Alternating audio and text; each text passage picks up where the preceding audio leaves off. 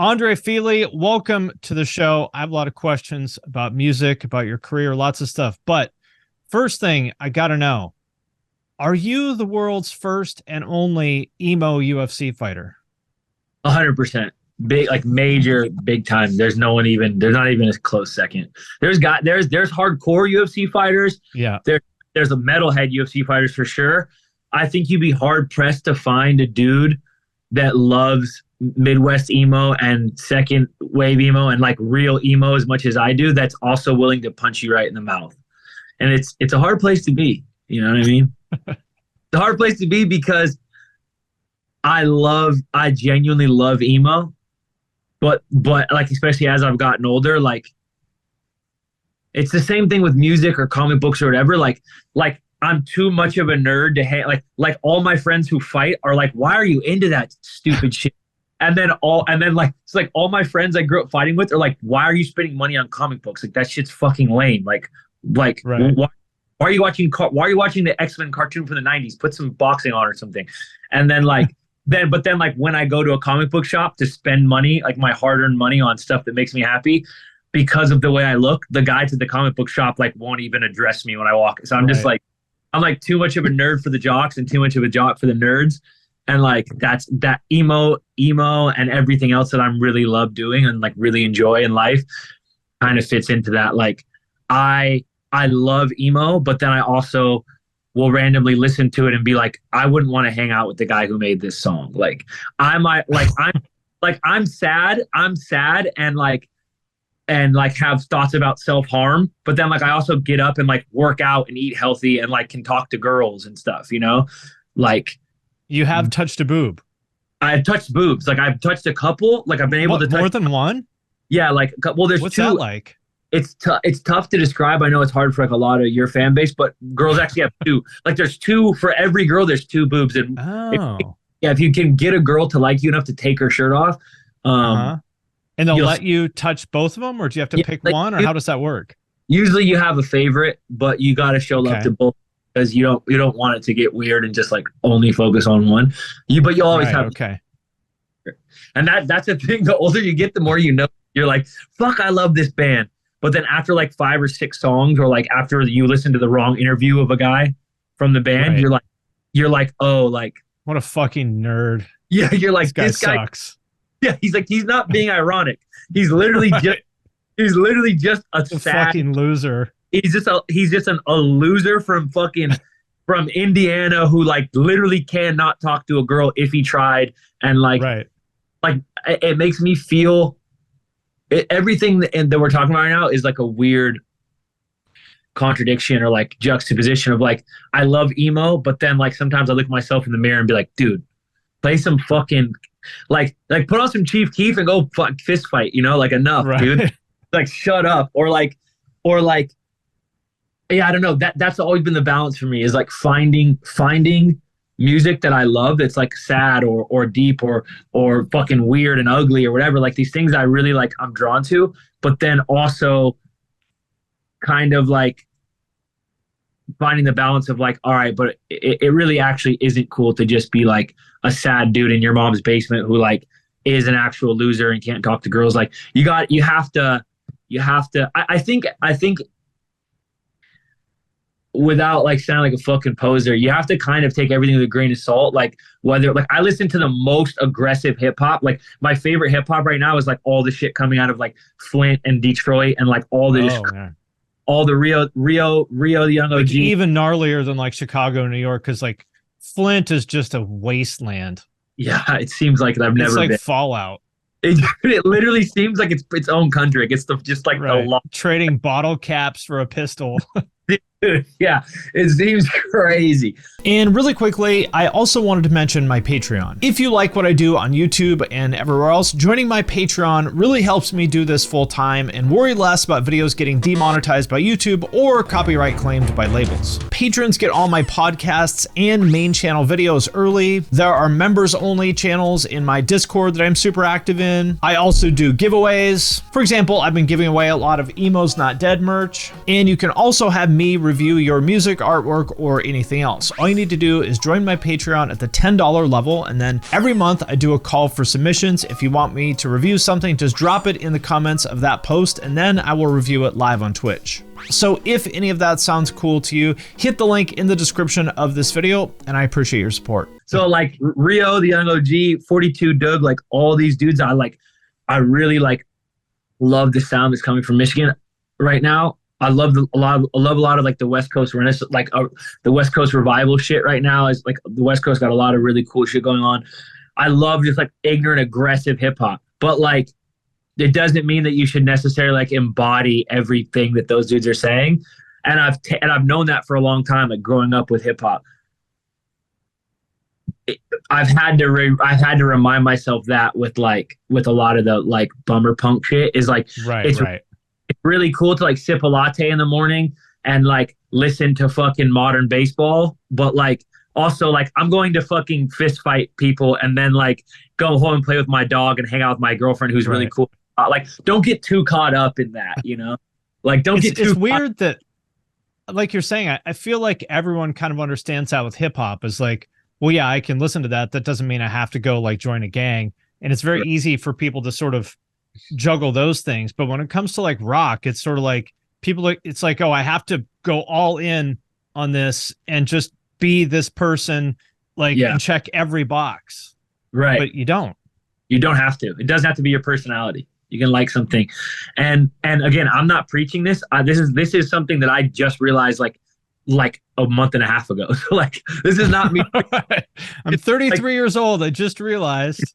Yes, exactly. This is not me preaching. Like another great example is like, if you look behind me, I have stacks of comic books. Like just like, this is like one of the fucking 3 or 3 bookshelves I have. Like, and something happened. Like I'm super obsessive compulsive by nature. And if I get into something, I like go all the way in.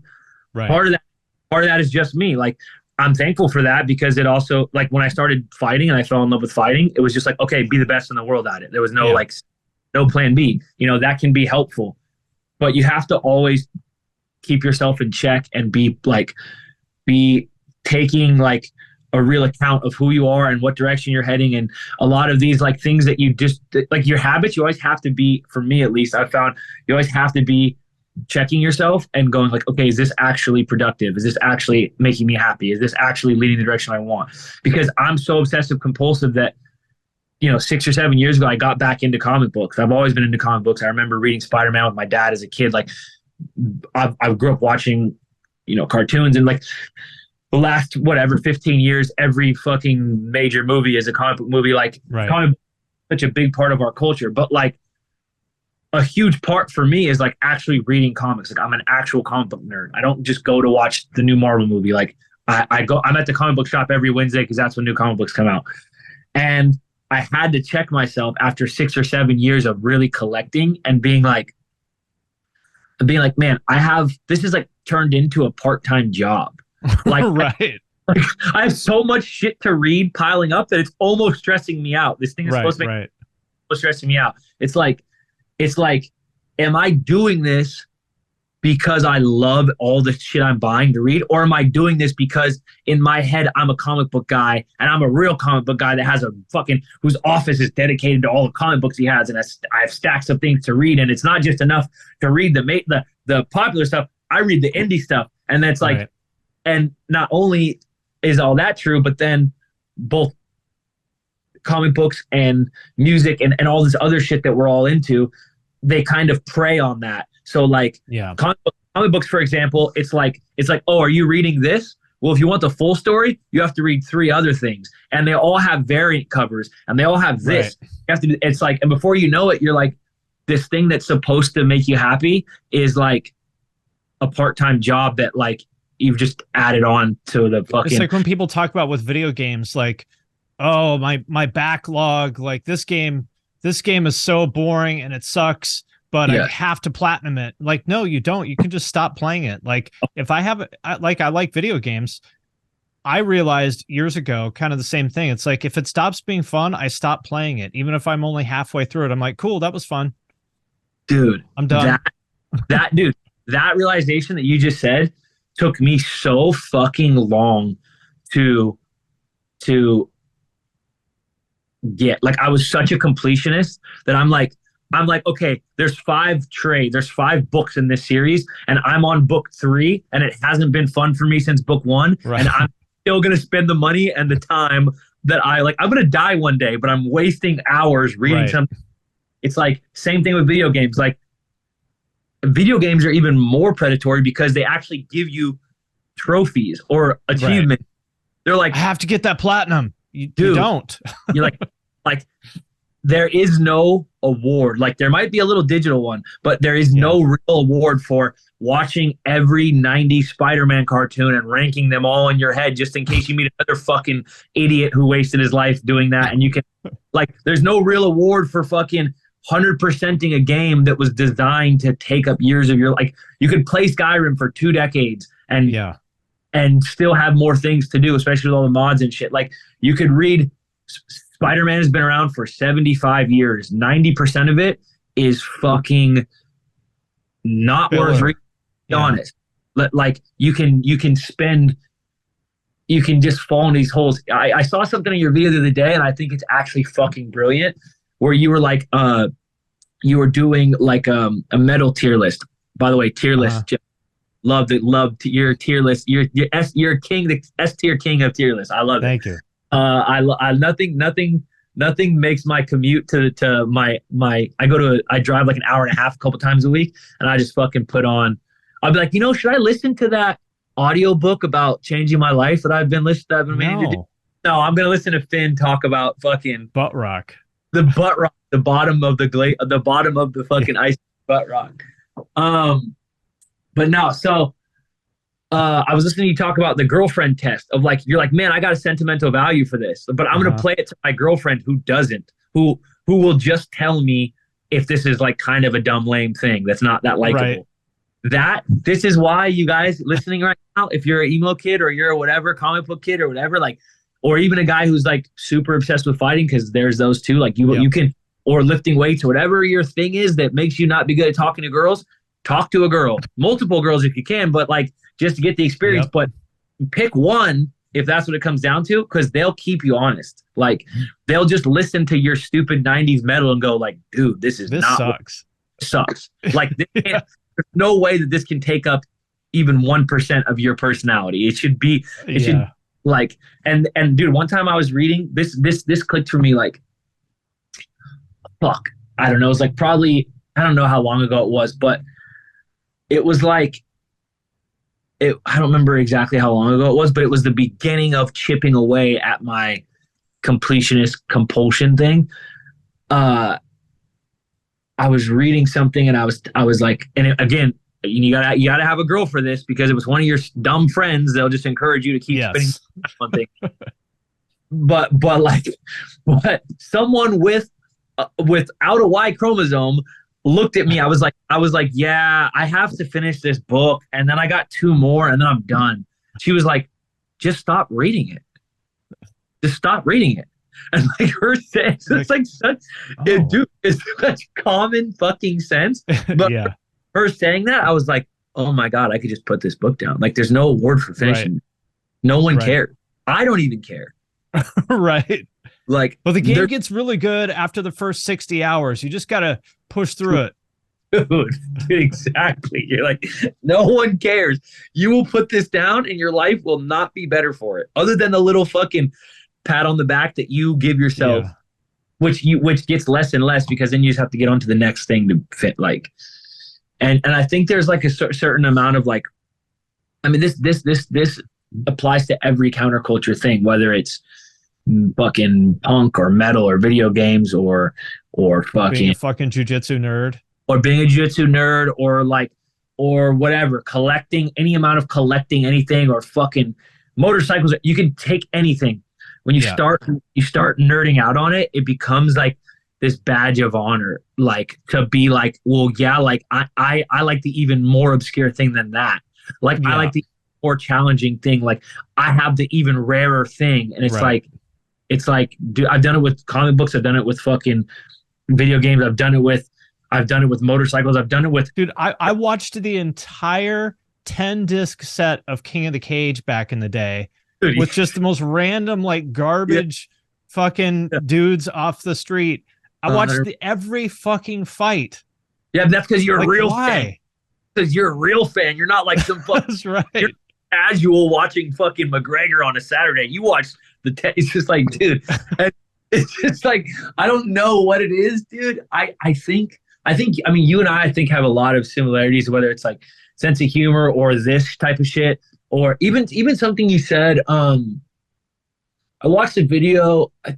Fuck, it's crazy how time flies. I think it was actually the beginning of 2023. It might have even been 2022, but you were talking about it, you took the words out of my mouth where you said, like, there's been a lot of times in your life where you realize that you've come across like a dick, like a judgmental dick. And dude, that is like, it took me a long time to realize, where like I'll go back and talk to someone and they'll be like, oh yeah, man, like I always thought you were kind of like a judgmental dick who was like cocky and full of himself and like always had some smart ass thing to say. And like, that is like partially true, but it's also like sometimes comes as a surprise to me, because I'm like, what do you mean? Like, especially then, like I fucking hated myself. I was like bummed out. Right. I was just making jokes. Like I just made a joke that I didn't even think twice about, and like went about my business. And like, yeah, I felt really strongly about this, but that's because like I'm fucking borderline autistic and I like attach myself to like, what, you probably know, like not borderline. probably like a little cross the border. Yeah, right. Yeah. And this is what I'm saying is like that type of personality trait lends itself, I think, to everything that we've been talking about. I have to learn that. Like I learned that lesson 15 years ago. I literally just learned it again last week. Yeah. I made a video, like, I don't know if you watched it, but I made a video reacting to Nick Nocturnal, who is my friend and I love him. Yeah. But I was basically like, why do I say the same things and nobody listens to me? But for years, Nick says it once and everyone listens to him. Why? And everyone's like, because you're a fucking asshole and Nick is nice. You're fucking and I was dick. like, oh, yeah, that's probably it, huh? Yeah. Yeah. It's like, oh, maybe because you said it's like, it sucks. It was like legitimately humbling. Yeah. It was legitimately like, I felt like I was just like, God damn it. How many fucking times do I have to learn this lesson? Dude. I was mad at myself. Dude, I've been there. I couldn't have said it better, dude. I couldn't have said it better. Like, oh yeah, no, when I said it, no one listened. It's like, yeah, because you said it as if you were like disgusted by all of our stupidity, that we weren't into the fucking, that we didn't have the same knowledge you had about some stupid thing. It's like, right. And it's like, dude, I totally didn't mean it that way. Like, or like, I'll make a joke. Like I had this conversation where like me and a good friend of mine who I grew up fighting with, have been very close, like very good best friends for a long time. And now our girlfriends are best friends. Like so we all hang out. It's like, it's a tribe, man. Like I've had the same friends since I was like 15. And I'm super thankful for all of them and super fortunate. And you, Outcast Underdogs, that's the crew. That's the gang. Love you guys. But one of my boys, we've been friends for a really long time. And now our girls are best friends. So we'll all go hang out and whatever. And we'll go do something. We'll be getting ready. We'll be in Vegas and we'll be like getting ready for something. And the girls will be like, just annoying the fuck out of us and like taking forever to get ready and just being girls. I'm sure we're annoying the fuck out of it. We're like 2 days into a trip. We're like tired and hungover and just like fucking hurry. We want to go get breakfast. And my friend is like my friend just loses it and is screaming at the top of his lungs, like, hurry the fuck up, blah, blah, blah. What I'm doing is just making snide remarks under my breath, like loud enough for them to hear. But like, also I'm just like scrolling on my phone or like watching reading a comic book, whatever. But the story, by the time we eat breakfast and we're all laughing at each other again, the story is that I'm a fucking dickhead. And I'm like, I a dickhead. This guy's been fucking yelling at the top of his lungs for 20 minutes. And they're like, yeah, but we'd way rather this guy yell than you make like your like smart ass cutting remarks, like just like offhand as if you're fucking couldn't be bought. Passive aggressiveness, like, dude, which I am extremely good at, unfortunately. Yeah. Like that is the most toxic, awful fucking trait anyone could have. And unfortunately, it's like my natural state of being. Dude, it's so funny because it's like people would literally rather be screamed at. Yes. Like than casually than casually, calmly cut down. People would rather you scream at them things that don't really apply to them than you take a situation and just fucking samurai it to the core, like cut it. And people hate feeling stupid or feeling like you're belittling them. 100%. And me too. Like 100%. And me too. Who does fucking like it? Yeah, right. And so it's such a simple thing that you should know. And I realized like I've tried really hard the past few years. And you know what the bummer is that so much of it for me is not that serious. Like people will be like, well, yeah. I don't care that he screamed. You said this thing. And I'm like, yeah, but number one, like, I don't even remember saying that. It was just an offhand comment. Number two, it was fucking funny. A few of us laughed. I mean, like, but what I understand in the moment, though, I completely get where I'm like, I see why. Like, I see why, especially the girls had their feelings way more hurt that I made some like cutting offhand remark as I flipped through a comic book, way more than like this guy yelling at the top of his lungs while he's fucking, you know, like trying to get his bag packed to get out of the hotel in time. Like and like you said, it's it's like it comes so naturally to me. Like I'm a guy who I hate passive aggressivity. Like if I'm in a situation and someone's being passive aggressive to me, like I'm 100% just like, especially if it's a grown man, if we're in a situation, let's fucking fight then. Yeah. I'm like, I will sock you in the mouth. Like, right. Not a big deal to me. Like if there's an issue, we can quietly go outside. I'll beat the fuck out of you, and then I'll come back and finish my drink with my friends. It's not even a big deal. But then also I have to check myself and be like, well, how come when you can't punch your way out of every situation. So I think part of it for me is like a coping thing where it's like, I could beat the fuck out of this guy. I'm not going to, but he's annoying me. Yeah. So I'm cut him to pieces verbally. Like, you know what I mean? And like, that's not like a good alternative, you know? It's like, right. Especially not when it's like your friends or your girlfriend or something like that. You know, you can't treat them the way you treat some dick face at the fucking gas station that cut you off. Yeah, 100%. And I will say this, I don't. Like, I'm very loving, I'm very affectionate, but I think I don't treat them that way. But I think a lot of what I say comes off closer to that than I realize. Because for us, like for me to say something that's like a 3 out of 10 to me comes across as like a 9 out of 10 to other people. 100%, dude. Like the meter's broken. Like I could not have said it better. It's called autism. Dude, I think you're right, dude. I'm not joking. I'm dead serious. Like I've come to terms in the past couple of years. Like it started out as a joke, but things happen all the time. Like I think some of this shit is what helps me be good at fighting. But it's like, sure. and also I think some of it is because you can show up every day and do some unpleasant shit that requires you to laser focus for hours and hours and hours, and you're like, that's cool. I'm fine. Yeah. Totally fine with it. Like, and then I can get done and go home. And because I'm cutting weight, I can eat the same thing I've eaten 3 times today, whole week. It's like, yeah, it's fine. I like it. It tastes good. No big deal. Like, or it tastes bad. I don't care. Or it tastes bad, but I'm not hungry anymore. So like, whatever. Like it tastes bad, but I know how to make it. It's easy and it's comfortable. Fine. No big deal. Dude, saying this out loud, I'm like, oh, I'm fucking autistic, dude. Yeah. I've had numerous things happen. Like again, I told someone like, I don't care about the taste of food. And he's like, yeah, you're definitely autistic. Dude, I have taste buds of a 9-year-old. Like my friends roast me all the time.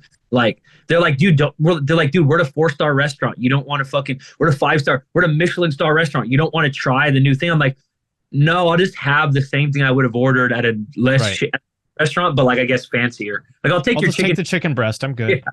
I'll take the chicken breast with rice because like I know I'll like it. It's fine. Right. Yeah. Like that's every situation. Like another one that came up that made me realize like really have to take a look at myself was like, again, probably factors into being good at fighting. I do everything too hard.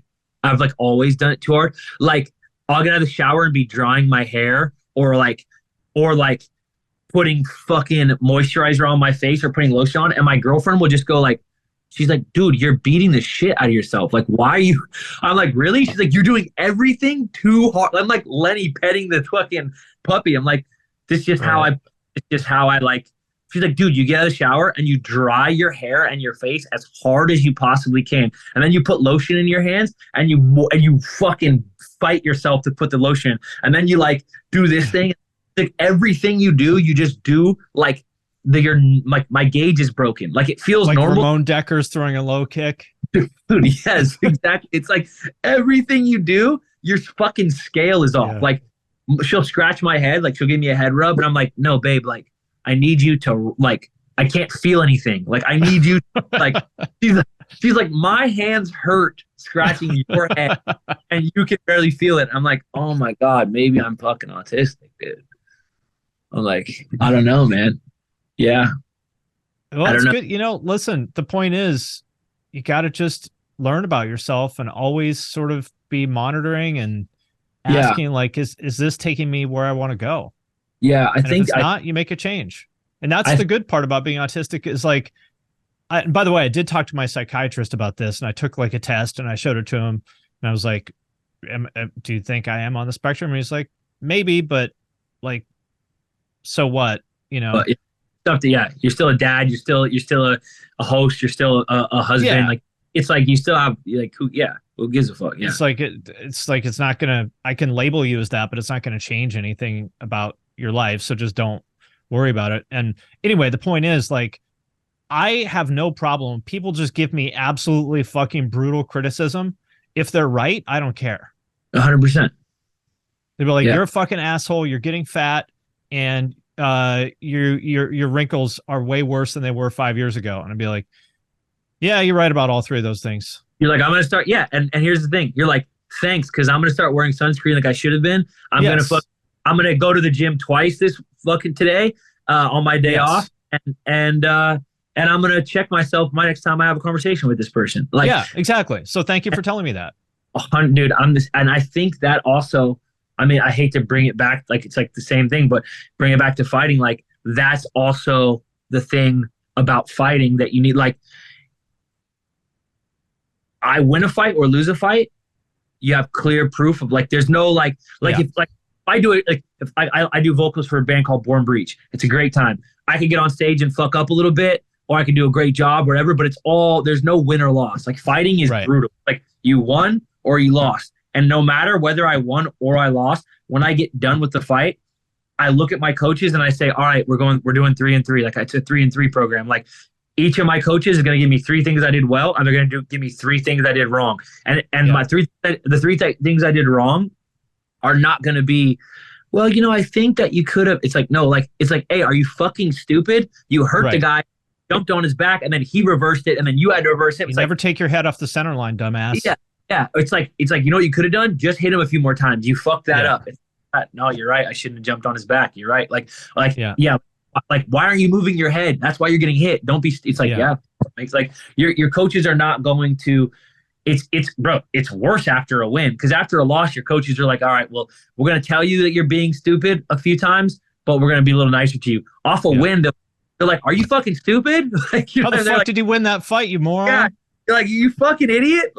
You're making us all look like an asshole here. And you're like, yeah, right. And but that's how you fix it, you know? And I think part of it is recognizing that in yourself, that's what helps you make adjustments, and also recognizing that that's not necessarily what helps other people. Right. So yes, exactly. To constantly police yourself on, like we talk, is the things I'm doing working for me and taking me the direction that I want to go, so that I can always check and make sure that my habits aren't taking me somewhere. The other coin of that is I have to be aware of when I'm talking to other people, and is the way that I'm talking to them getting the best out of them. You know, it's like when you're coaching, like I'm at a place where I'm kind of like the older brother on the team. I've gone from little brother on the team to older brother on the team. And a thing I've come to realize is like, what motivates me and gets the best out of me isn't going to motivate another kid and get the best out of him. Like I was the kid that I'm like, okay, I'll show up every day, get the shit beat out of me. You'll beat my ass Monday, I'm going to show up Tuesday. You'll beat my ass Tuesday, I'm going to show up Wednesday. Yeah. On Wednesday, when I'm proud of myself for being here 3 days in a row, the 10-year veteran is going to be like, oh, what, you want me to fucking give you a pat on the ass for being here for fucking 3? I've been here for 8 years, motherfucker, work harder. And like, I'm going to keep grinding with, I'm going to like negative reinforcement is gonna make me go, fuck you, watch this, and I'm gonna push harder, and I'm gonna show up every day with no promise of it getting any better, and I'm gonna fucking, it's like that scene in fucking Good Will Hunting where he's like, why'd you pick the wrench? Because fuck him, that's why. You know what I mean? Like, right. Like that's my mentality. Is like, you can fucking, like, if you don't kill me on Monday, I'm showing up Tuesday, and I'm gonna keep, like, you might beat my ass, but you're gonna fucking have to every day. Yeah. That doesn't mean that that's the right way, the best way, or the way that the next kid is gonna be. Some kids need a pat on the ass. They need you to tell them good job. They need you to take a little easier on them. Like, and that applies to outside the gym too. Like, and this is another thing I'm guilty of. Like I'll talk to like me and my little sister are like polar opposites. She's she's a fucking incredible person. We're like 15 years apart, so we have a really cool relationship. I was like a sophomore in high school when she was born, so I got to have her as a baby and change her diapers and feed her and with a bottle, and like we have a really good relationship. She's one of my favorite people in the world. But she's like an artist and like a hippie chick, and she's very loving. Like, we couldn't be more different. Like, you can't be brutal with her. Yeah, I don't, and that's the thing. You can't be brutal with her, and I don't want to be brutal with her. Yeah, and that's totally fine, right? Because it doesn't get the best out of her. And here's the other thing too. I'm not saying this like I'm all knowing, because I did it that way for a while. Like, and back on those memories 10 years ago, like, dude, why would you say that to her? Why would you think that would get? What are you like? Why would you? Right. Why would you frame it that way? Why would you say it that way? Like, why would you think that would get the best out of this person? You could have said it 8 other ways. Right. Got your point across. You said it the literal worst way possible. You said it the worst way possible. It didn't help. It made it worse. And she'll never forget it. Like, she'll always be I realized, like, there's the golden rule, like, treat other people the way you want to be treated. Yeah. I realized that for me, it's kind of the opposite. Like, if I treat other people that way, like, it's going to go really badly. So it's like, it's really tiring, but basically every interaction I have with another person, I have to like think about it of like, how does this person want to be treated? Or like, how do I approach this interaction?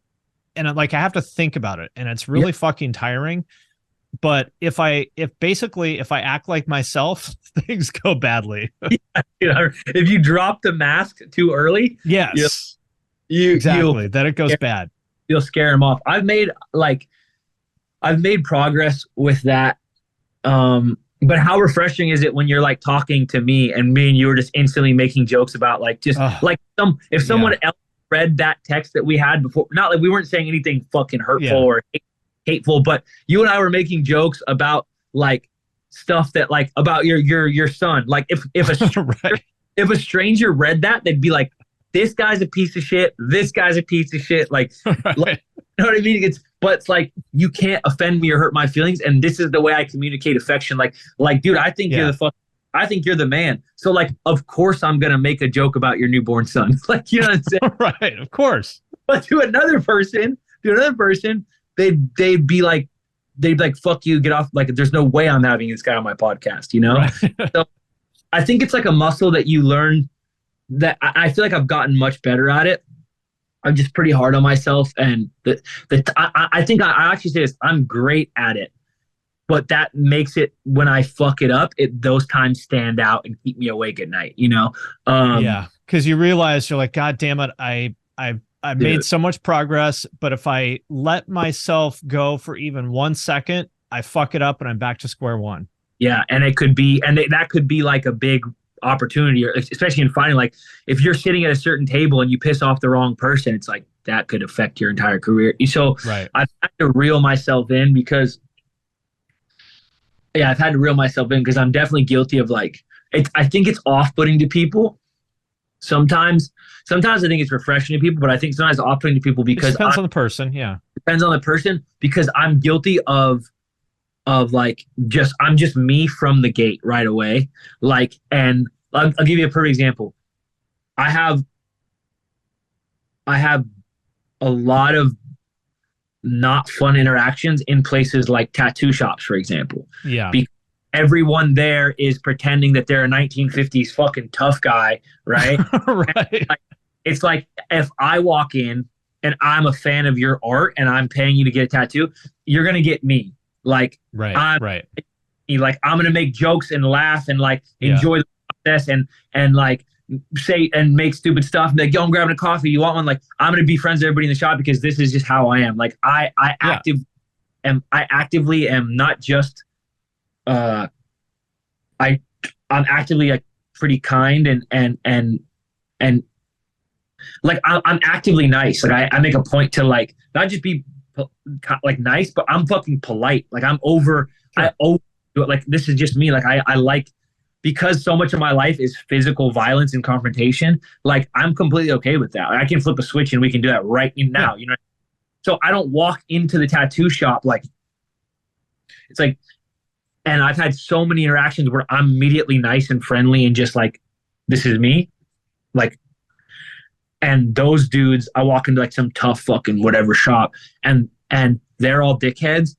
And after an hour, I'm like, oh, like they've taken my niceness as weakness. And now they're trying to be 50s tough guy, fucking tattoo hard biker dudes. It's like, and then this will sound like a weird thing to say, but do they know who you are? Usually when they do, they don't act like that. And, right. And because of all those experiences, the last like 5 or 6 years, I've only been getting tattooed by a select group of people in a tattoo shop that I'm really friends with. And they all fight really cool. So shout out to Captured Tattoo, Sean Topper, Dan Smith, Chris Astrolago, Tyler. It's super weird that people think because you give or get tattoos that makes you tough. Dude, I've had so many what a weird thing. Dude, I've had so many interactions where I've looked around. You draw pictures. That's not tough. Dude, I swear to God, you just took the words out of my mouth. I've literally been in situations where I'm like, dude, you draw pictures for a living. Like I fist fight for a living. Right. If you want to go outside, I'll beat the fuck out of you. And then I'll come back in and I can still be nice. Like, right. But you know what I mean? Like that's a perfect little microcosm of like my interactions. Sometimes me being myself is too much in given situations. Like it's off-putting to people because I'm making jokes and being nice and they are more shy and reserved. It's off-putting because they feel like they need to be a tough guy or like. Well, in that case though, I think it's a problem with them, not you. The culture. You know what I mean? A lot of like really insecure people who are like emotionally underdeveloped. Like if you have a problem with someone being friendly to you, there's something you need to work on. But yeah, I guess the bigger point is just like if you're there, you know, you want to make the best impression you can. No, what you said is 100% right. It's just more of an example of like for instance, if I walked in and read the room better and just gave him a firm handshake, it was like, "What's up, man? Yeah, I want a fucking skull." All right, right. I sat there. Go beat some ass this weekend. How about you? Oh, never been in a fight? Cool.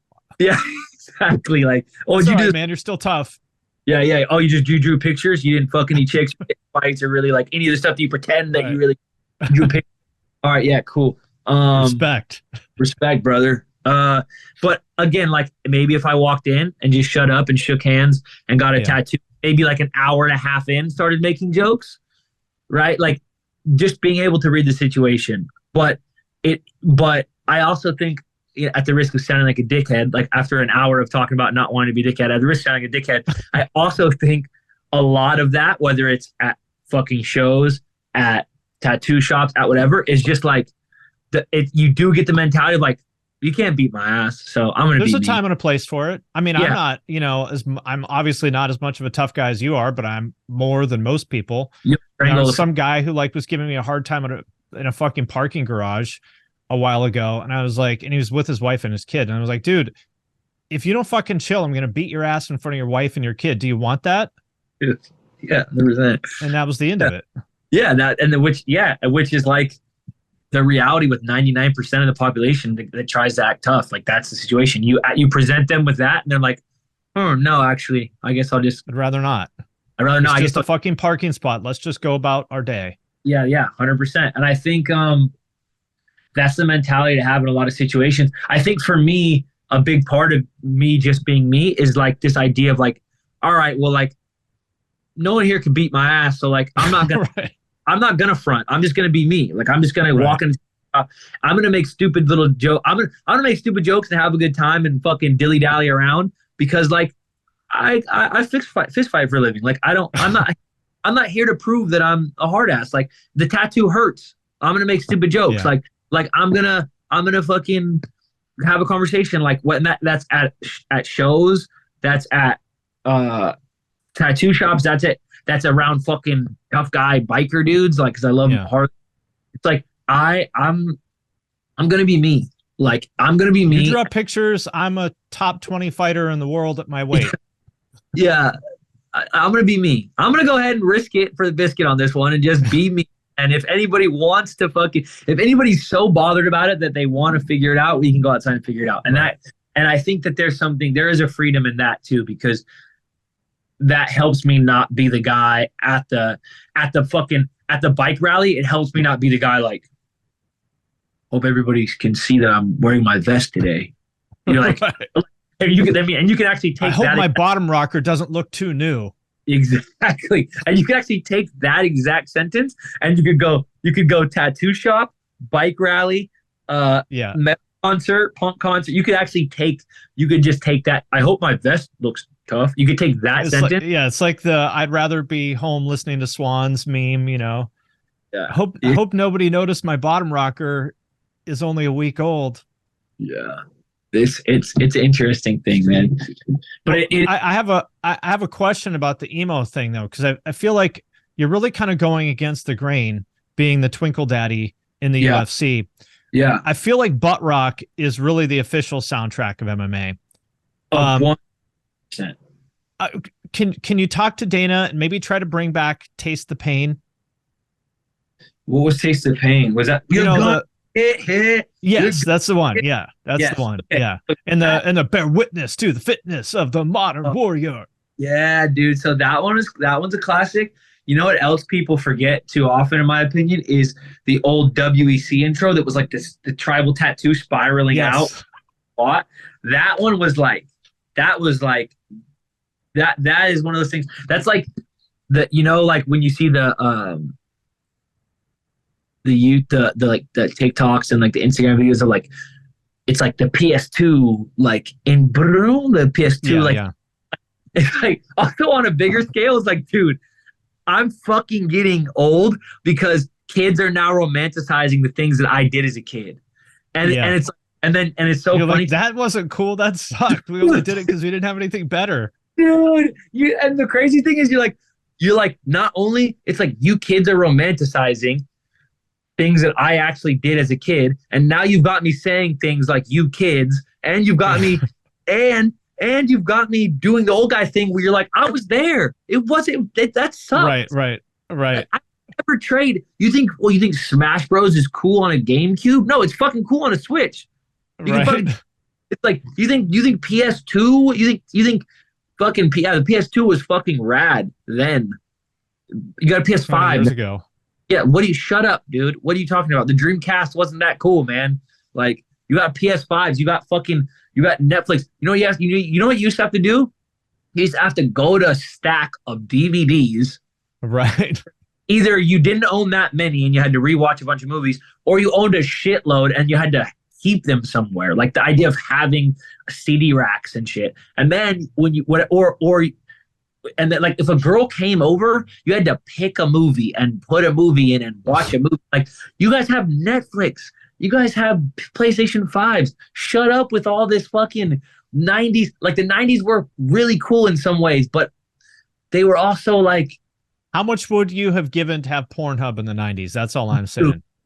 Dude, when I the first time I remember a guy...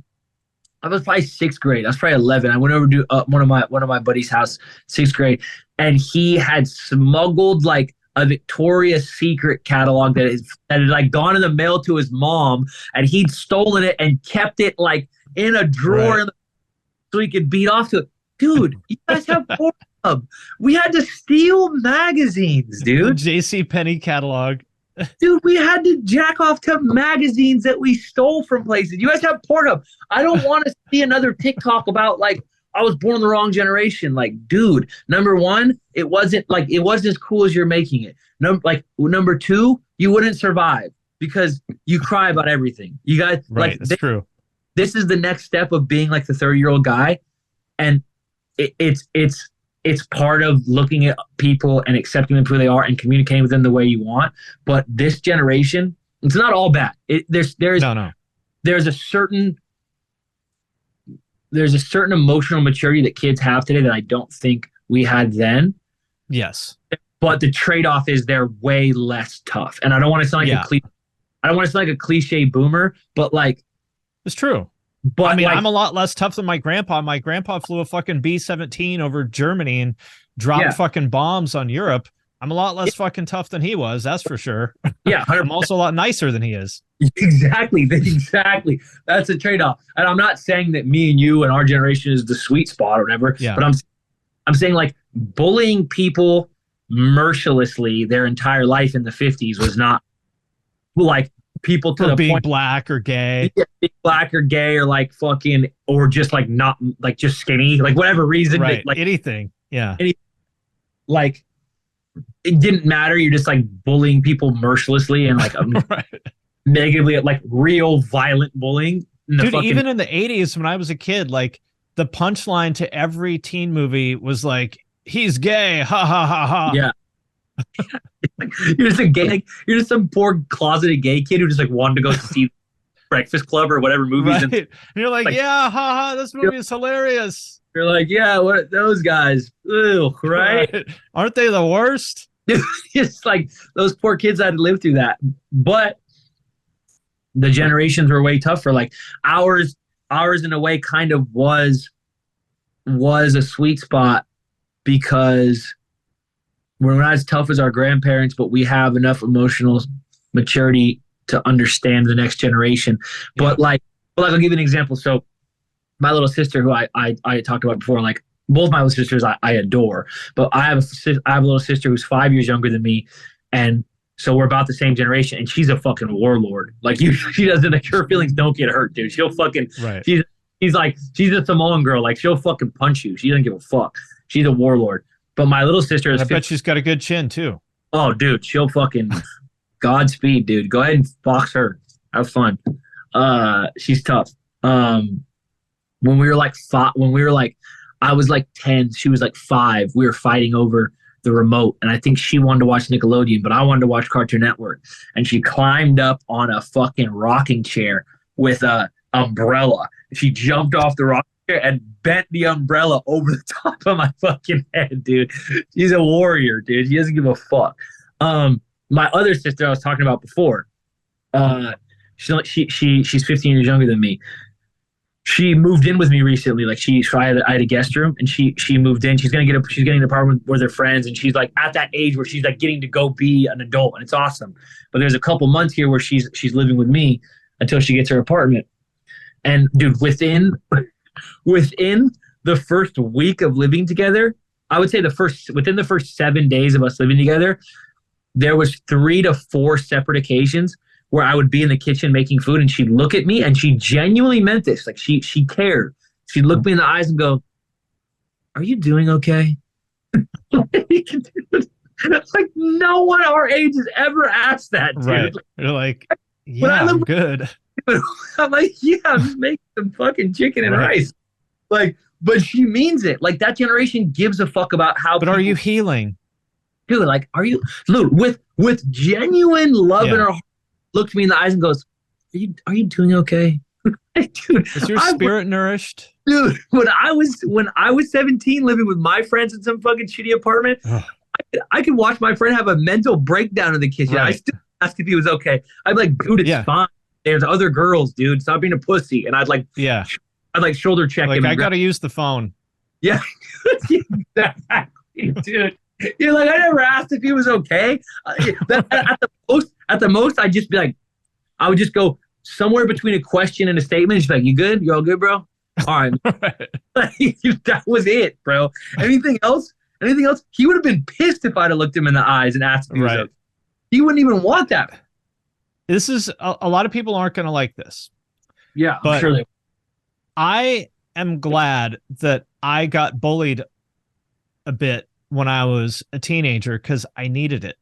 Yeah, valid. That's valid. I needed it because I was a fucking loudmouth little shit. Yeah. And I needed to be humbled. I remember this one kid on the wrestling team. who in hindsight, kind of weird. He had a tattoo on his ass that said exit only, which is a little weird. So I'm like, number one, why do you care so much? Yeah. Number two, when are you in an occasion when someone would see this? Yeah. Yeah. Yeah. Anyway, that aside, I remember like talking a bunch of shit to him, and like, I could not fight at all when I was that age. And it was kind of the same thing as like you were talking about before. He just thought it was sort of funny because he's like, what are you going to do to me? Like, You're right. You can't do anything to me. Yeah. And I would like, kind of mouth off to him and stuff like that. And he would punk me, and it made me furious, and he would just laugh and didn't care at all. Yeah. And I needed that because it's like, I thought I was the fucking main character, and it turns out I wasn't. Yeah. In that situation, you weren't. Yeah. And that is a good reminder. And I've had those situations dissimilar because I've always grown up fighting, but I had those situations like similar ones, and they do sort of develop your character. And I don't think that a lot of this next generation, they all think they're their main character in every situation. Yes. Because no one just goes like, shut the fuck up, it's not about you right now. And right. like and then if they say that and you start crying, then double down and go, I don't give a fuck that your feelings are hurt. Yeah. Because it still doesn't make right. the situation you want it to be. You can cry all you want, I don't give a fuck. Yeah, exactly. And I don't think that happens very much. And some people need that. I'm not saying we should go around bullying people, sure. But it's just a reality of life is things are not always going to go your way. Yeah. And people are not always going to give a fuck about your feelings, and you need to be able to handle those situations. 100%. And I also think it's funny because I always fought, and I always got in fights, and I was always kind of I think a pretty tough kid, but I had a situation like what you were talking about. I had multiple situations where I remember mine was about intelligence. And I actually think I'm not a fucking gifted, like I'm not a fucking scientist, but I think I'm a moderately intelligent person. I'm capable. You're definitely above average for sure. I appreciate that. Yeah. And in school, I got really bad grades, and I was always kind of looked at as this kid who like got in trouble, and like, my fucking friends sold drugs, and I got in fights, and like I had bad grades, and I was in a gang more or less, and like all these things, right? And so like we didn't think of ourselves as a gang, but like we were on like we were on a gang file, like they had the local police and shit. So like like I was that kid, and I remember being frustrated. I remember being in situations where like it was me and another person and like girls and some other people, and like the idea came up of like that I don't remember the exact situation, but it was basically like I wasn't smart. And the more that I like tried to argue, like I got pissed. I was like trying to argue about that I was smart. And the more I did that, the stupider I looked to these. I'm gonna beat your ass if you call me dumb again. Yeah, like the more like, okay, caveman, calm down. Dude, it was very much that. And there was like cute, smart chicks around. Right. And and it's like, but had I have not had that situation, maybe it wouldn't have put this chip on my shoulder, and maybe it wouldn't have made me realize that if I want to appear smart, then I'm gonna have to articulate my ideas well, and I'm gonna have to stay calm in a situation and not let people get under my skin, and I'm gonna have to be good at communicating, and I'm gonna have to actually do things that make me more intelligent. Like I have learned, like, my friends make fun of me because like, I do dumb shit all the time, but they're like, my friends are like, dude, you're one of my smartest friends. Like they make fun of me because we're like, we'll be driving to training, and they're like, dude, can you not put the fucking history podcast on? Can you not listen to these two psychologists debate for the next hour and a half? I want to listen to musical before you go train, like, but maybe as a 28-year-old, as a 31-year-old, as a 24-year-old, maybe I don't have this hunger for knowledge, and maybe I don't have the bandwidth to listen to people much smarter than me talk for hours on end if I don't have a situation where I'm made to feel like a fucking idiot and then kind of act like a fucking idiot to prove that I'm not like an idiot. Maybe I don't like this generation, like the generation before us would be like, yeah, fuck it, you're a dumbass. You know what I mean? Right. The generation after us would be like, I can't believe anyone would make you feel that way. But for everybody us, is smart. Yeah, everyone in their is own way. No, but it's like, for me, I'm like, well, you were kind of like, you had piercings in your face and you were punching people a lot, and you were like listening to rap music as loud as possible as you pulled in the parking lot, and you were late. Of course, people think you're ignorant. Yeah, of course people think you're like probably not that smart of a guy. Like you fucking you're in detention more than you're in regular class. Like people aren't gonna like, you know what I mean? It's like I think you need a little bit of those feelings. Like you need a little bit of that. Like you need a little bit of that shit, and then you also need to be able to process it in a way where it affects a positive outcome. Because you can sit and dwell on that shit and just become a guy who's fucking bitter. I don't dwell on shit, really. You know, to me, and I think this is our superpowers of autism. I don't want to speak for you, but like, I don't dwell on stuff. It's just like, I see things for what they are, and then I take action, you know, like I might, you know, be bummed for a little bit, but I'm pretty quick to just let it go. I'm like, all right, well, I looked fat in that picture. All right, what am I going to do about it? Yeah. Yeah. I respect that. I think for me, I'm the opposite. I hyperfixate on things. But in a way where it's like, look, like I'm going to be fucking angry about this for 6 months. And every day I'm wake up and I'm going to fucking train like it's a fucking a montage where I'm just like, it's just like you think you can fucking guillotine me? No one will ever guillotine me again. Like, you know what I mean? Like, you think you can make me look guillotined immediately? Yeah, exactly. Every day for fucking 6 months, and then never again. You know what I mean? It's like I'm gonna fucking like you're gonna make me look stupid in front of a bunch of smart chicks. Like I'm gonna be the most articulate, well-spoken person in the room every time from that. Like I'm going to be a person that is knowledgeable about a lot of high concept things, and I'm going to be a person that when I have conversations surprises people with intelligence. Not that you should seek outside validation, but if there's going to be reaction to what I say, it's not ever going to be how dumb I am again. It's going to be, wow, I'm actually surprised. Like a guy's like pretty smart for a guy who has throat tattoos of a fucking dog eating the world on his neck. You know what I mean? Like it's like that guy's like pretty fucking all right. You know, like I remember my cousin who's an investment banker, like top of his class at UCLA, you know, graduate program and stuff, who I didn't really know that well until I was a little bit older. Podcast, so I'm sure you guys have a lot to talk about at Thanksgiving. Yeah. No, your grandma doesn't have a favorite. Yeah. No, I love him. He's like one of my favorite people on earth. Yeah. And he grew up more fucked up than any of us. Like his dad got murdered by his stepmom. And like, if you know who Timothy Leary is, like he grew up, like he lived on the bus with Timothy Leary for a little bit when he was a kid, and his dad smuggled acid into prison for Timothy Leary and shit. And like the most fucking wild of all of us, but he's like a straight laced, like Republican investment banker now.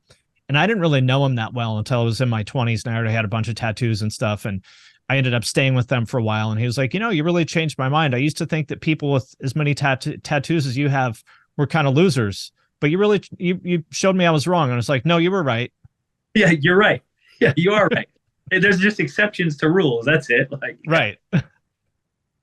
Yeah, I think that's fucking hilarious. That's a hilarious thing. I've had this argument so many times. Like, I like people. All right, people aren't gonna like this, but like, dude, you should mostly judge a book by its cover. Yes, that's the worst thing. Don't judge. You'll a book be by right its cover. More than you're wrong. 100%. Like, imagine I grab a book and it says Tom Clancy. It's got a fucking 9mm SIG on the cover, and I'm like, well, I don't know what I'm in for. It could be a romance novel. It could be a romance novel. It could be a coming of age story. It's like, dude, we don't know. It's like that the whole point of the cover of a book is what you're in for. Like, that's the whole fucking point of it. Like, and I had this argument. I have a friend who, just to paint the picture, he's a big bald white guy. Big bald white guy, covered head to toe, including his head and his face, with tattoos. Big beard. So he looks like somebody who got a bunch of prison tattoos from Nazis. He looks like a guy. He looks like a fucking scary guy. Yeah. He's a single dad. He has full custody of his daughter, who's a beautiful, like looks like a baby out of a magazine. She's like he's white, his baby mom is black, so his kid is like perfect, this perfect mixed kid skin tone, curly hair, like big smile. Like his kid looks like out of a movie. So you got to picture a mixed kid, like a little girl who just be perfect baby, a big burly head face tatted white boy with a beard. He's a single father. He's a vegan. He writes poetry, and he's getting his credentials to be a middle school teacher. Okay. Him and I have arguments all the time about how you shouldn't. But of course, anybody that sees him at the gas station is going to be like, 100%. "Whoa, who the fuck is that guy?" And they should, because the story I'm telling you is so unique. If you bank on anyone who looks like him being a vegan poet school teacher, you're going to get robbed a lot, dude. Right.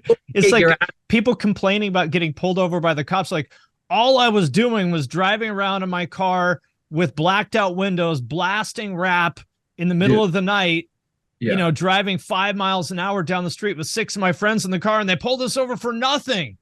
Like, oh, so we were acting like criminals, and then you got upset when they treated you like criminals? Got it. Me and this dude, and he's such a good person. He's intelligent. He's a beautiful soul. But I'm like, I had to explain to him, like, dude, people who look like you are not like you 99% of the time, including me. Dude, if you meet a guy with a black eye, a missing front, scars on his face, I have a dog biting into the world a Doberman biting into the world with blood squirting out on my neck. There's no way, statistically, I am a nice person. Do not let that person know where you live. Dude, if you see a guy who looks like me, do not assume that he's a nice person. Right. This is why I enjoy this. I enjoy the burden of, not the burden, I enjoy the responsibility of proving people wrong. My favorite thing, like, dude, to me, like, grocery shopping is church for me. Like, I go to grocery shop, I walk in there like it's church. I am the most polite. I'm weirdly polite. I'm creepily polite to people, like overly polite and nice to people. I'm smiling and waving at kids when they look at me and they smile because I look like a fucking cartoon character. So kids look at me with no front tooth and tattoos and they always look and smile. I smile, wave. Hey, old ladies, I hold the door open for old ladies. I let old ladies walk in front of me. I can see the shock on their face when I'm polite to them. Like, it's my job. I wasn't born. It's one thing if you're like born a certain way or look a certain way. Yeah. I chose to get a Doberman and a black cat hissing on my neck and fucking head tattoos and I chose to dress the way I dress. I chose to look the way I look. I chose these. The responsibility is not on other people to assume that I'm a good person. The responsibility is on me to act as a good person. And if I change people's mind, cool. And if they still look at me the way they look at me, who gives a fuck? You can't. It's not make or break. But people should judge a book by its cover. I judge people the way they look, the way they choose to dress, the way they choose to. Like, you should do that. It's common sense. Like, and once you get really good at stereotyping, like I am, if someone is covered in tattoos, if they're like, really nice, colorful tattoos that look like they spent a lot of time finding the right artist, I'm like, that guy's a pussy. If they're a bunch of shitty tattoos like yours, I'm like, all right, this dude's sketchy. I'm scared of him. Yeah. Like, your investment banker cousin was right. It's like you either are a tryhard or a fucking loser. One of the two. Right. Like me. The best compliment I've ever got, random people will be like, "Oh, sweet ink, man." And I always think they're dumb because my tattoos are bad. The only thing anybody's ever said to me that I appreciated, I was in line at the grocery store once in Ohio, in Cincinnati, and some like random white trash guy was like, "I like your tattoos, man." And I was like, "Okay, thanks." And he's like, "They're like one step up from like prison tattoos." And I was like, "Oh, thank you. That's exactly what I was going for." This guy fucking gets it. Exactly. Yeah. I won't say names, but Well, actually, he would think it was funny. But Cody No Love, very famous fighter, Yeah. one time said something that was like so fucking poetic. I don't remember exactly how he put it, but Joe Benavidez was talking shit to us because we're fucking covered in tattoos, and he's not. And Yeah. Joe B, shout out to Joe B. He's a fucking perfect example. Like he talked about your cousin, like not it's not my it's not I'm not going to go into details, but Joe B grew up as rough as any of us, but you would have no idea. Like, no, like you look at me, you look at Cody, you probably be like, yeah, Yeah. kids shit. Joe B is like, and in a way I respect it so much more. Like that Joe B is like never made that part of his story. Like you wouldn't know. Like he grew up rough. Like he was like a top 5 fighter for his entire career, and has like a loving wife and a beautiful home, and now is like a very successful real estate agent. And at no point in his, I didn't even think about doing it. Like when people ask me about my past, I just go, yeah, like here it was kind of fucked up. Here it is, Joe B like actively never made that part of his story. And I have the utmost respect for people like that. I would assume that like your cousin is like that too. Like he's not a guy who's like on Front Street about like, yeah, like I fucking lived in a bus and like had sold ass. You know what I mean? Like he probably is like, no, I would assume not. like, you know what I mean? Like he doesn't make that part of his story. And there's a certain amount of, I have respect for people. Like there's a certain amount of respect I have for people like you and I, where we like overcame some shittiness. I have even more respect for people who overcame shittiness and you would never know. Exactly. You and I got through the shittiness, but it left a mark on it. But you can tell. You can tell. You can see the history of abuse and drug, right? Physical violence and drug use is written all over us. But yeah, but people like my cousin, they made it out of like a decade-long MMA career without a scratch, no cauliflower ears. You're like, damn, what a G. Dude, what's the Shawshank Redemption? Crawled through a mile of shit and came out clean the other side.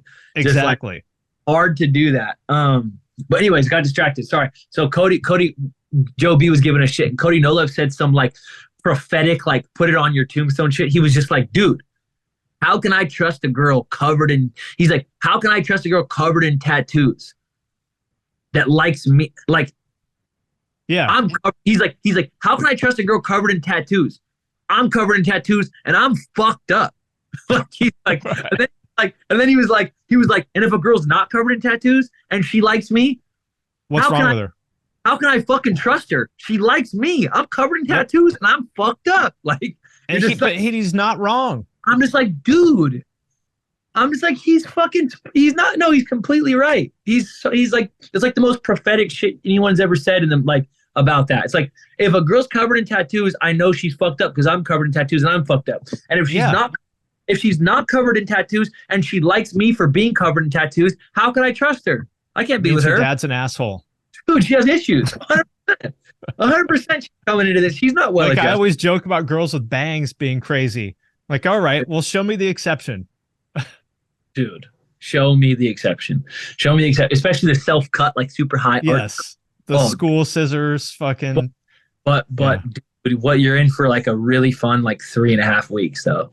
Yeah, hey, it might be worth the ride. The ride may be worth the toll. Dude, there's going to be a toll. Oh, there'll be a toll, but Hunter S. Thompson, buy the ticket, take the ride. You know what I'm saying? That's right. Just know what you're in for. Dude, every time we talk, I have such a good time, but we never talk about music.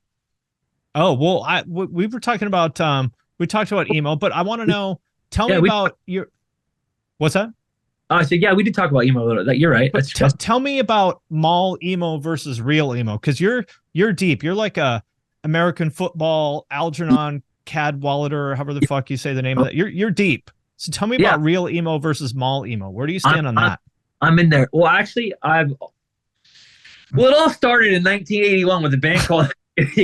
You may have heard of a band called Moss Icon. No, real emo only consists of fucking 6 bands. You know the greatest part about emo is like when that whole thing of like real emo only consists of. It's like, dude, all the emo I like, it's like that is actually kind of true. Like it is true. I like all emo, but dude, when you start looking at it, every scene of it is like the same 12 dudes in the same 4 bands, like from 4 cities. Like, so I'll give you the first emo I fell in love with was like early 2000s, Midwest emo. And wow, you started there. Yeah, a buddy of mine, I just found it on YouTube and was like, what the fuck is this? I love this. These Oh. people screaming. It's very pretty music with very ugly vocals, and I love it. And it's way different than anything I've ever heard. And I'm sad as fuck. And this You're is talking like modern baseball type stuff? I'm talking Or about before that.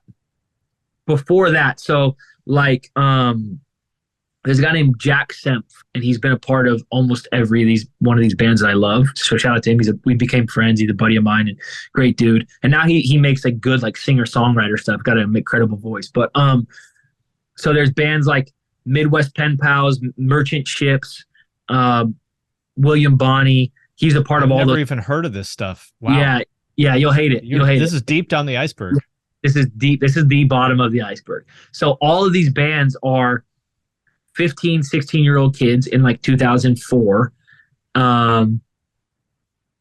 They're all like, it's like a group of like 10 kids that were all like, it's like Merchant Ships split up, and half the guys became Midwest Right. Pen, and half the guys became Park Jefferson, and then half of Park Jefferson and half of Merchant Ships became the other thing. And Right. and then this guy got sick of everybody, and he had 3 other kids from the same town, and they became William Bonney, right? So it's like 4 or 5 bands that I heard that was like, I love this shit. And that led me to this YouTube page, this guy named Jamez, and all he has is just like years of Midwest emo. And so there was bands like Snowing and Camping in Alaska, and a bunch of these bands on this YouTube page that has thousands of videos from 10 years. And I just deep dove in like this 1 or 2 year period.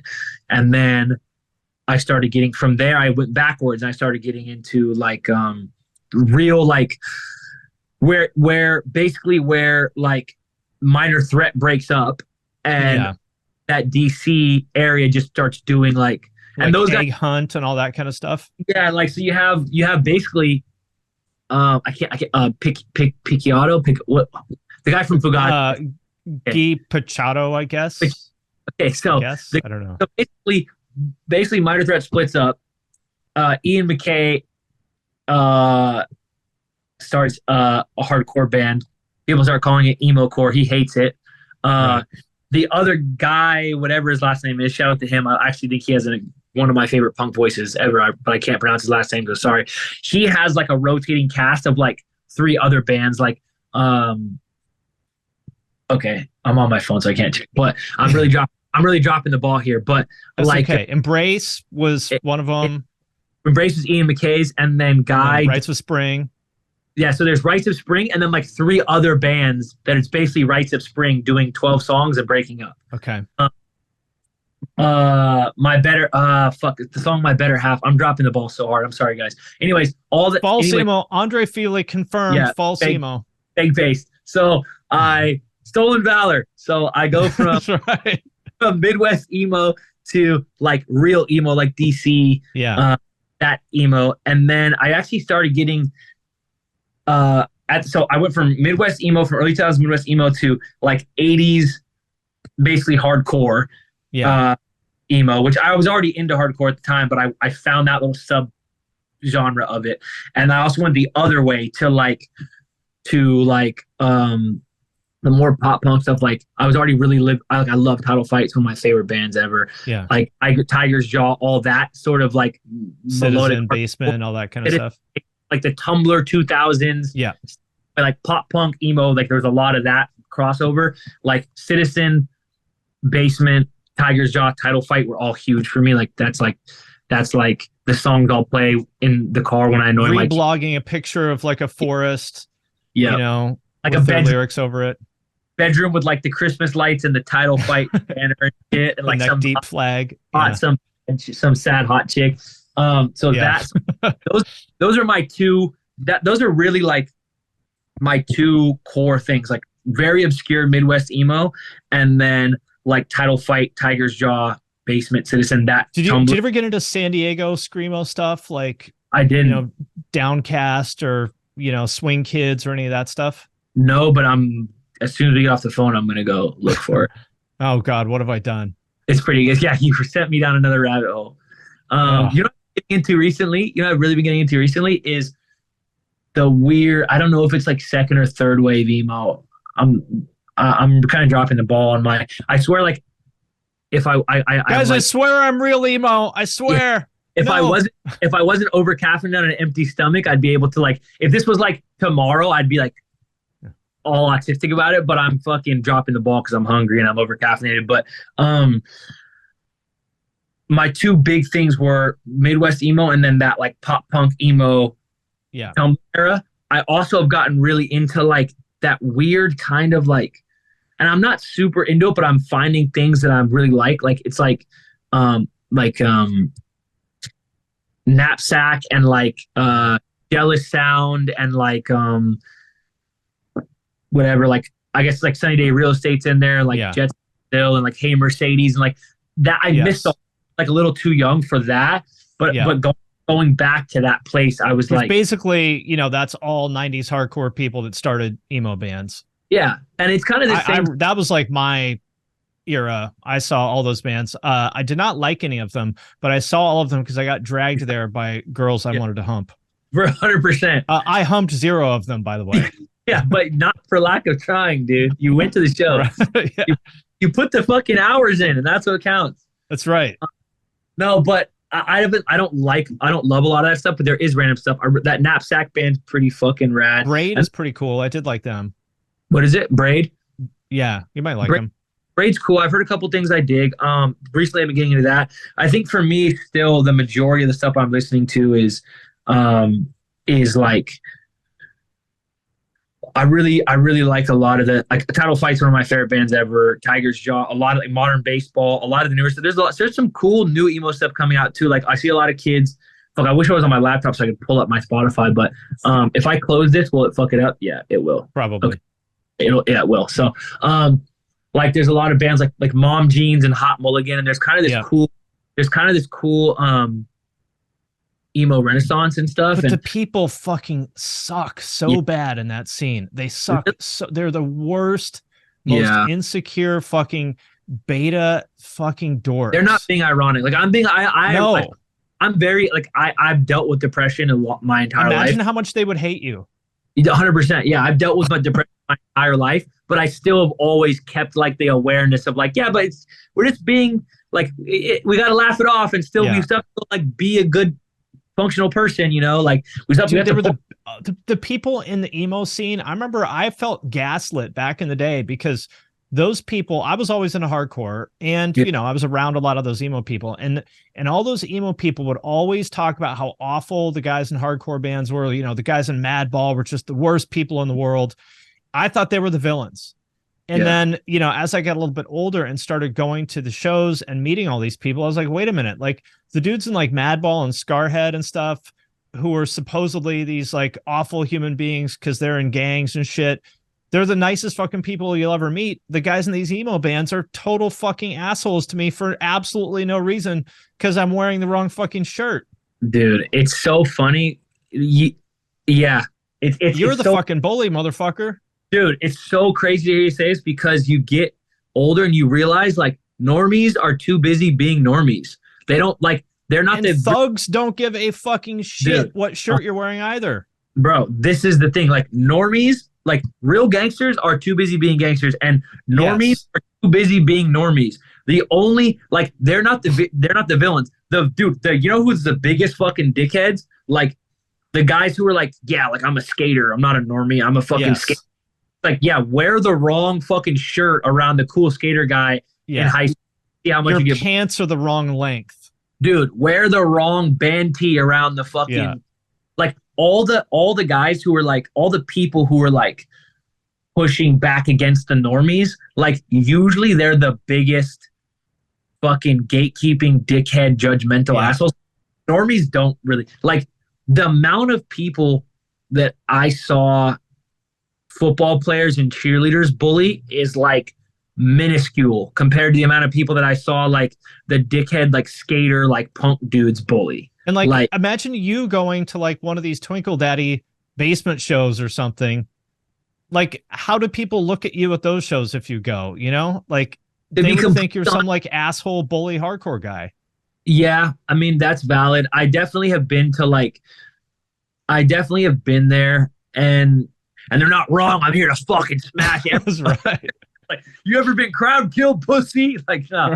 Right. Like, dude, modern baseball comes on, and I'm just Right.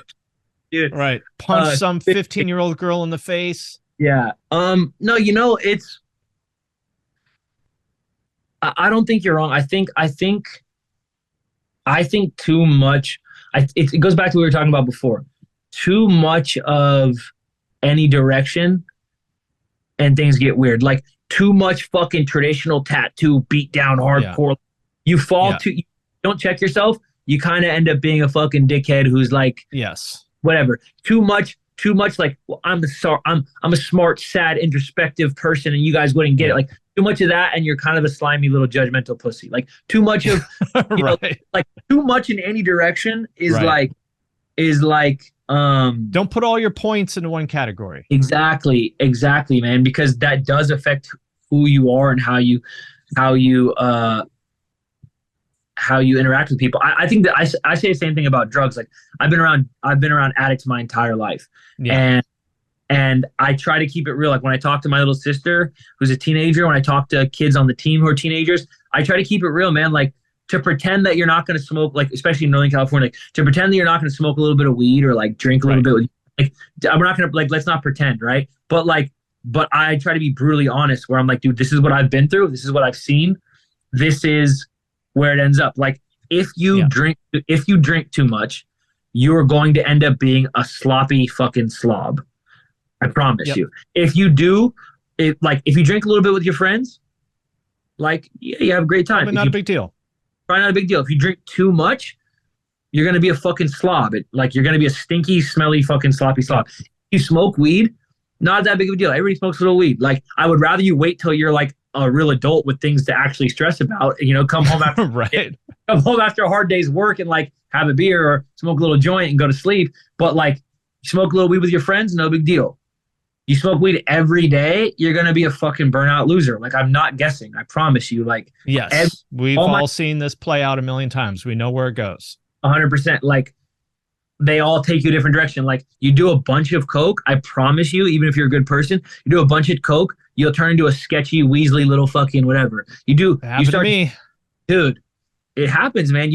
Everybody I've ever known that's done fucking opiates, like, everyone I know that's done coke and uppers and shit has turned into a sketchy little fucking Weasley, slimy character. Everyone I know that's done too many opiates has turned into like a little fucking wormy pussy. Like, whatever you do will hold you in a direction. You know what I mean? Whether it's drugs, music, hobbies, whatever you do will pull you in a direction. And if it goes unchecked, you'll get so far from the center that you'll, like you said, all your points are in one thing, and you're like, you'll become this person that, like, good luck navigating a lot. Like, good luck navigating any situation that's not your specific situation successfully.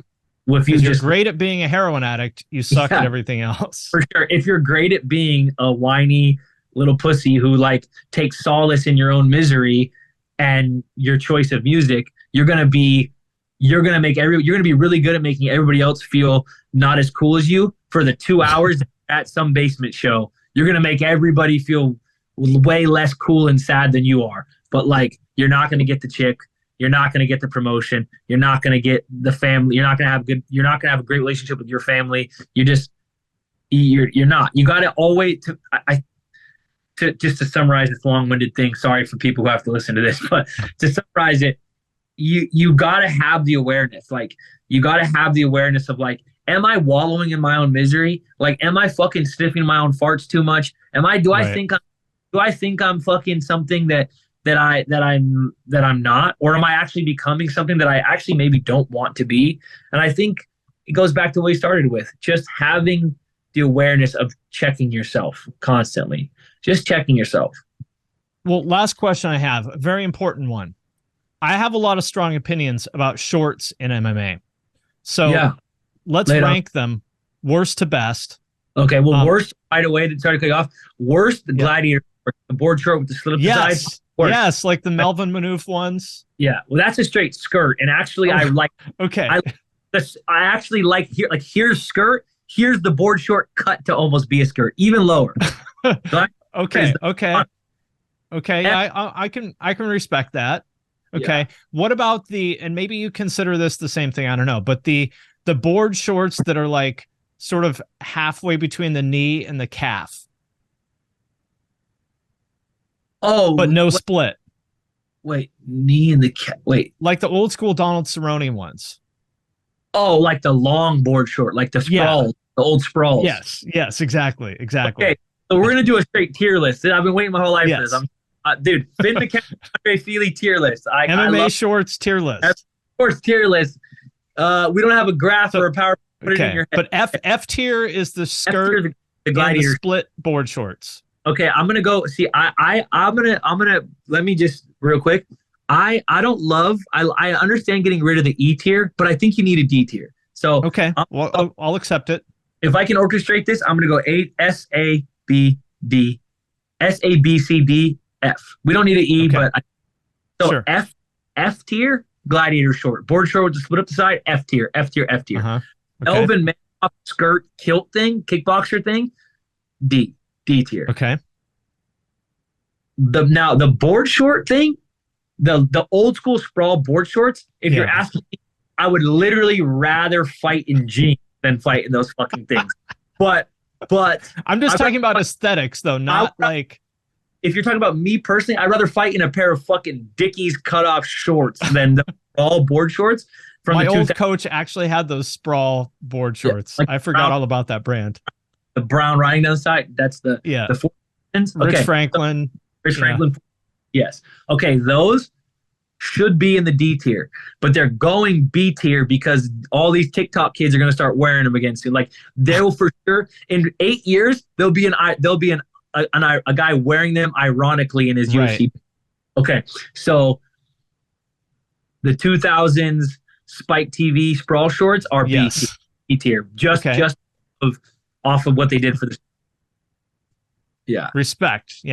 Okay, now there's a few different lengths of the, I don't know what you would call them, but there's like the booty shorts, like the GSP booty shorts. The GSP booty shorts, they're like this. They're spandex, but they're cut inseam high.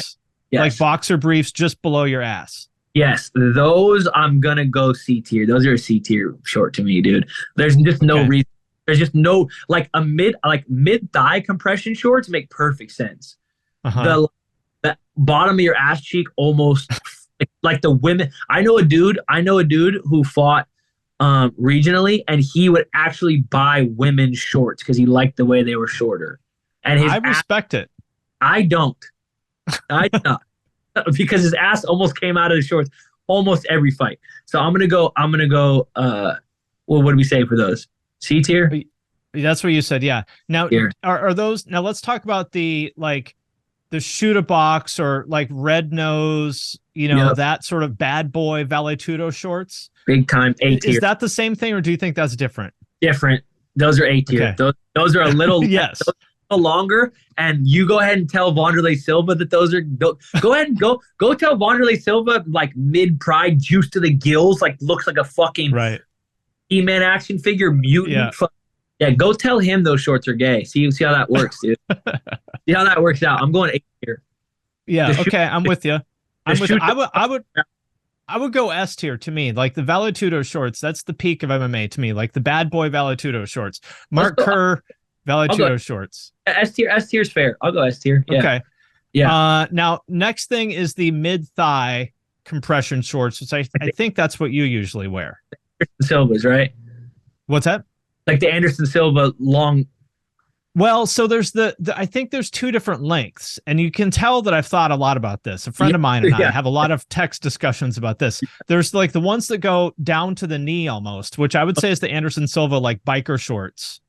So Andersons were long. This is my distinction. And like we'll say compressions, the to the top of the knee, Anderson Silva shorts. I think personally, because of Anderson Silva, those got to go A or B tier, maybe B tier. You're an Anderson fan.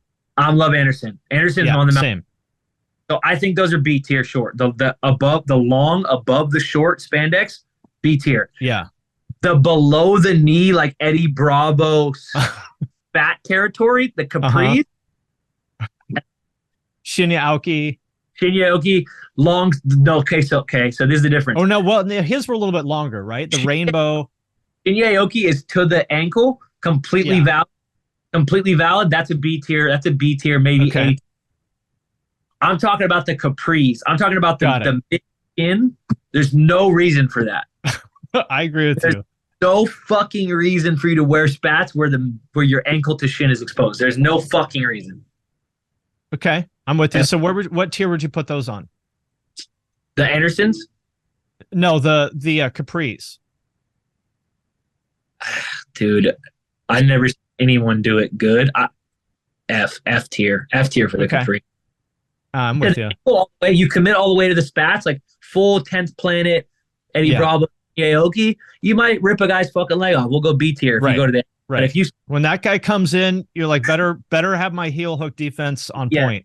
But if that guy does some shit and I've seen it where they cut him to the mid shin, just leave. Get out. Get the fuck. Okay.